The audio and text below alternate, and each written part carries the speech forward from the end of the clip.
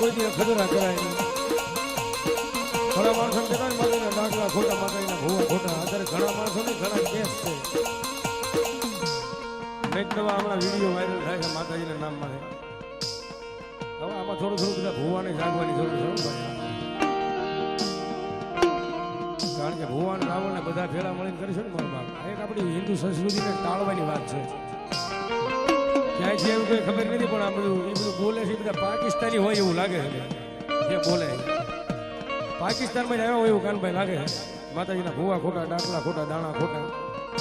ભૂવાને રાવણ બધાને જાગવું છે. આપણી એક હિન્દુ સંસ્કૃતિને ટાળવાનો પ્રયાસ છે.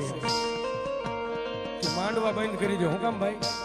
તમારા બાપાના પૈસે, તમારા બાપુજીના પૈસે માંડવા કેવી છે? તમે તમારા ઘરે બેઠા બેઠા લડો ને. ડાક્ટરોના કાર્યક્રમ ન કરતા, ગ્રાહકોના કાર્યક્રમ બંધ કરી દો. હું કામ બંધ કરી દઉં ભાઈ? હમણાં જે બાપુ અમારા સમાજમાં અત્યારે બહુ વિરોધ હાલે છે. આ ઓલા ગૌશાળાવાળા બાપુ હમણાં બહુ હાલ્યા છે. ડાકલાના કાર્યક્રમ ન કરતા, ડાકલામાં ભૂવા ધૂણતા હોય, આ ડાકલામાં જ અવાજ નીકળે, ઢોંગ છે, ધતિંગ છે, ઢોંગ છે, ધતિંગ છે. બાપુ કથા કરો, ખાલી વગાડવાનું નહીં જાણતા, બધું જાણ્યું છે. મારો બાપ, મારો સમાજ જે એકત્રિત થાય ને, માતાજીના ભૂવા જે એકલા થાય ને, એકત્રિત થાય ને, તેથી હાથમાં સોડા લેવાની તેવું જ નહીં રહે. હા, ભાગતા નહીં આવડે. એટલે તમને વંદન છે ભાઈ, તમે તમારો ધંધો કરો, અમે અમારો ધંધો કર્યો.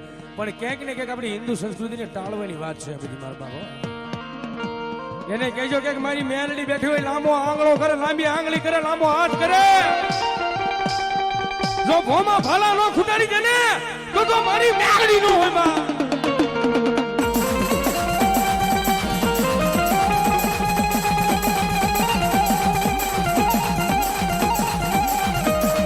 જે બોલે કે જણે ટકોર હોય નહીં, અમારી મેલડી ને કોઈથી ટકોર કરાય